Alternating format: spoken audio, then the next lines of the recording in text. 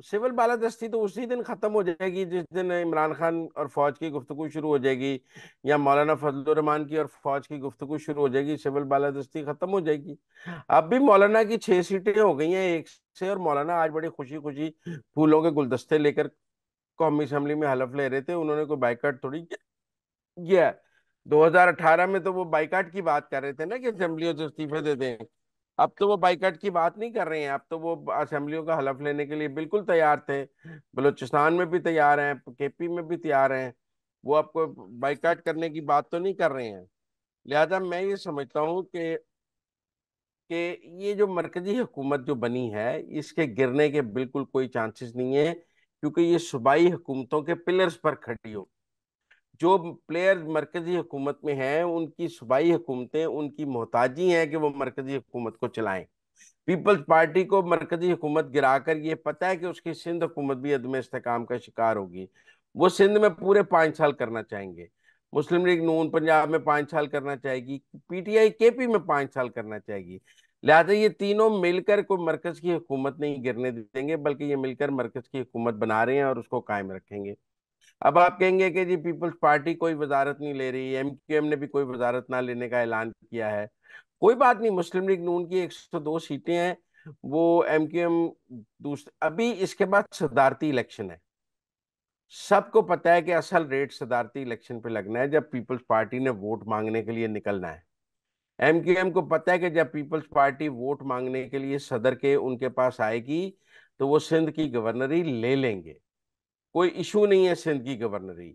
अभी आज peoples party Sindh की गवर्नरी देने की मुखालफत कर रही है, लेकिन जब 22 वोट कौमी असेंबली के, 36 सिंध असेंबली के, सेनेट के 4 वोट, जब वो कहेंगे कि हम आसफ जरदारी को नहीं देते, तो जरदारी साहब उनसे बार्गेन करने लग जाएंगे। उन वोटों के बस कुछ देना है ना उन्होंने, जिस जिससे वोट लेना है। अब फजलुर रहमान साहब को भी पता है कि सदारती इलेक्शन में वोट की जरूरत है। तो मेरे ख्याल में जो जो अभी आप शहबाज शरीफ वजीर आजम बन जाएंगे, उसके बाद मुल्क में सदारती इलेक्शन में एमकेएम वाली बात तय हो जाएगी, और पीपल्स पार्टी भी बड़ी तक वजारतें लेने के लिए तगोदो कर रही होगी, और उस वक्त ऐसा माहौल होगा कि नून लीग उनको देने के लिए तैयार नहीं होगी, और वो रोज कह रहे होंगे कि हमें वजीर बना लें। और एमक्यूएम भी 2 वजारतों पर मान जाएगी। गवर्नरी का फड्डा है, वो सदारती इलेक्शन में तय हो जाएगा। लिहाजा मुझे ये लगता है कि ये जो हुकूमत मतलब बनने जा रही आप है, कह ये रहे ना हैं कि ना सदारती इलेक्शन में एमक्यूएम की मुतालबात पूरे हो जाएंगी, पर एमक्यूएम तो 4 वजारतें मांग रही है, नून लीग उनको एक देखिए, वजारत दे रही है। ज्यादा फड्डा गवर्नर का है कि पीपल्स पार्टी सिंध का गवर्नर देने के लिए तैयार नहीं है। आपने कामरान टसोरी साहब की ऑडियो लीक सुनी है। असल फड्डा तो गवर्नर ऑफ सिंध का है ना जी। वजारत तो 4 की जगह 2 भी हो सकती हैं, और भी चीजें मिल सकती हैं, वो कोई इशू नहीं है। असल मसला है सिंध की गवर्नरी का, जो फिलहाल पीपल्स पार्टी देने के लिए तैयार नहीं है। और पीपल्स पार्टी का भी ये ख्याल है कि अगर हम गवर्नर के लिए आज मान लेंगे, तो फिर कल जब सदर का वोट लेने जाएंगे तो क्या देंगे। आज गवर्नर रोकेंगे तो कल सदर के इलेक्शन के वक्त गवर्नर का गवर्नर दे देंगे ना। लिहाजा एमकेएम को भी पता है कि एक हफ्ते बाद सदर का इलेक्शन है, उस वक्त गवर्नरी मिल जाएगी। लिहाजा वो वजारतें नहीं ले रहे कि पहले वो गवर्नरशिप सिक्योर करेंगे, फिर वजारतों पर बात करेंगे। एमक्यूएम जो है वो हुकूमत का इत्तेहादी बनती हुई नजर आ रही है आपको।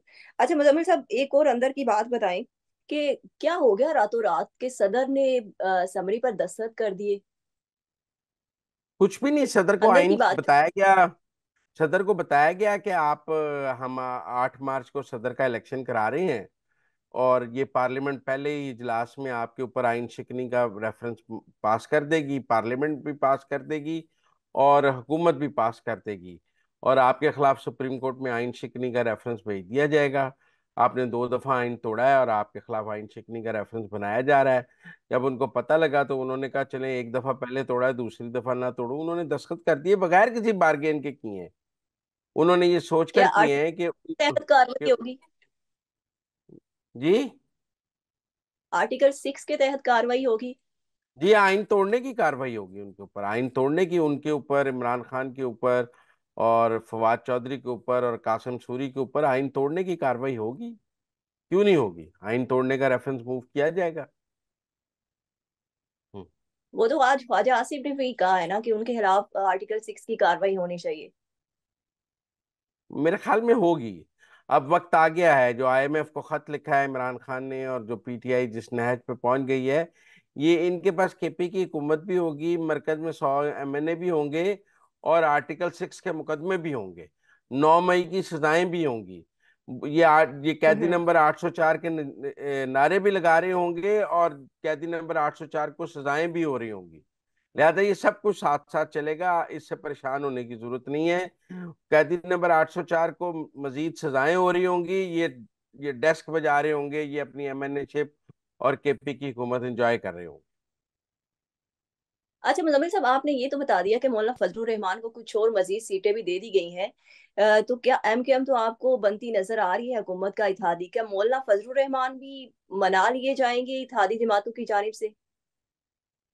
नहीं, उनका असल मसला बलूचिस्तान का है। वो उनको बलूचिस्तान की हुकूमत में अगर उन्होंने अपोजिशन में बैठना है, और बलूचिस्तान में उनको साथ हुकूमत नहीं बनाई जा रही, तो वो मरकज में कैसे बैठ बैठ जाए हुकूमत के साथ।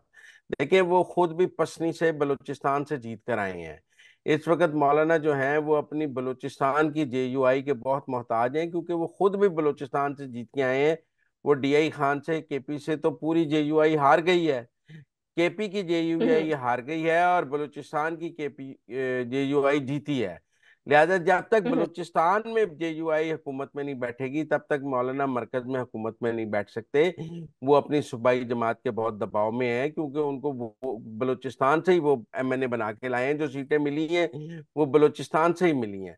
लिहाजा मुझे नहीं लगता कि जब तक वो बलूचिस्तान में कोई शराकत इक़्तिदार का फार्मूला नहीं तय होगा, तब तक मौलाना मरकज में भी कोई इक़्तिदार में आएंगे। अच्छा, कल जो मुलाकात हुई नून लीग और पीपल्स पार्टी के वफद की मौलाना फजलुर रहमान से, तो जराए से ये खबर भी आई कि जेयूआई की जानब से कहा गया कि हमें तहफुजात उनकी जानिब से हैं जिन्होंने ये इलेक्शन करवाए। हाँ जी, हर कोई फौज से बात करना चाहता है। इमरान खान साहब भी फौज से बात करना चाहते हैं, मौलाना फजलुर रहमान साहब भी फौज से बात करना चाहते हैं, तो और नारा सिविल बालादस्ती का लगाते हैं और बात फौज से करना चाहते हैं। भाई, मौलाना ने 2 इंटरव्यू उसके बाद खामोशी क्यों कर ली है? उनको समझ आ गई ना उनकी। उसके बाद 2-3 सीटें निकल भी आई, उनकी बारगेन भी हो गई। वो आ गए आज पार्लियामेंट में, बातचीत उनकी काफी हद तक फौज से तय भी हो रही है। तो मुझे नहीं लगता कि उनको ये समझाया गया है कि ये केपी में पीटीआई का आखिरी टेन्योर है। अगर आप सही सियासत करेंगे तो आगे केपी में आप ही प्लेयर हैं। अगर इस दफा पीटीआई को ना देते तो प्रॉब्लम था। तो लिहाजा मुझे नहीं लगता मौलाना के जो है वो पीटीआई के ट्रैप में आएंगे। मौलाना बल्कि पीटीआई को अपने ट्रैप में लाने की कोशिश करेंगे, क्योंकि बहरहाल तो मौलाना ने केपी जो है वो पीटीआई से छीनना है। और वो छीनने के लिए वो इस वक्त तो जरूर पीटीआई से मिल मिल के सॉफ्टन करेंगे, लेकिन एंड ऑफ द डे तो केपी में मुकाबला मौलाना और पीटीआई का है ना। कोई thank you Noon so league और मच पीपल्स मुजम्मिल। पार्टी का तो, नून लीग और पीपल्स पार्टी ने तो केपी में मौलाना के मुकाबले पे इलेक्शन नहीं लड़ना है ना, वो पीटीआई ने लड़ना है। Thank you so much Muzammil साहब कि आपने हमें अंदर की खबरों से बाखबर किया। मुजम्मिल साहब के मुताबिक मौलाना फजलुर रहमान पीटीआई के साथ हाथ नहीं मिलाएंगे, मगर वो पीटीआई को ट्रैप करने की कोशिश करेंगे। इसके साथ ही मुझे इजाजत दें। अल्लाह हाफिज।